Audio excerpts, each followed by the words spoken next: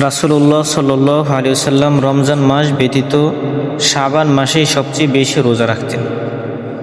কিন্তু কেন তিনি শাবান মাসে এত বেশি রোজা রাখতেন? এর উত্তর পাওয়া যাবে যায়েদ ইবনে সাবিত রাদিয়াল্লাহু তাআলা থেকে বর্ণিত একটি হাদিসে। ওই হাদিস থেকে শাবান মাসের গুরুত্ব ও তাৎপর্যের বিষয়টিও পরিষ্কার হয়ে যাবে ইনশাআল্লাহ।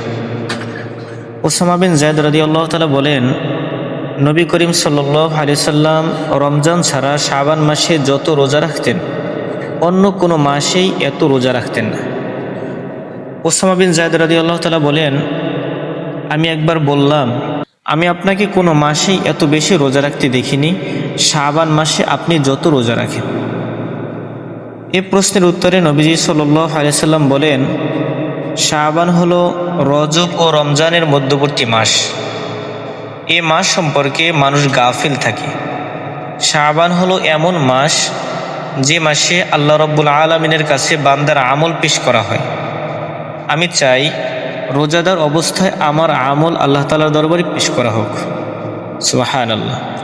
হাদিসটি মুসনাদে আহমদ এবং সুনানে নাসাইর ভিতরে এসেছে। শাবান মাসের প্রতি নবীজি সাল্লাল্লাহু আলাইহি ওয়াসাল্লাম কেন এত গুরুত্ব আরোপ করতেন, এই হাদিসে তিনি তা খুলে বলেছেন। তার কথার মর্ম হলো, এই মাসে বান্দার আমল আল্লাহর দরবারে পেশ করা হয়, কাজেই এই মাসটি গুরুত্বের দাবিদার। তাছাড়া সামনে রমজান আসছে, ফজিলতপূর্ণ মাস হিসাবে রমজানকে গুরুত্ব প্রদান করা হয়। শাবান মাসের আগে রজব মাস আছে।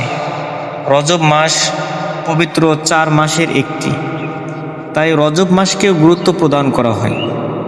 মাঝখানে শাবানের ব্যাপারে গাফলতি হয়ে যায়। নবী করিম সাল্লাল্লাহু আলাইহি ওয়াসাল্লাম সতর্ক করলেন যে, দেখো, একটি বিশেষ দৃষ্টিকোণ থেকে এই মাসটিও গুরুত্বের দাবিদার। এ মাসে বান্দার গোটা বছরের আমল নামা আল্লাহর দরবারে পেশ করা হয়, তাই শাবান আল্লাহর দরবারে আমল নামা পেশ হওয়ার মাস, কাজেই এই মাসেরও যথাযথ কদর করা চাই।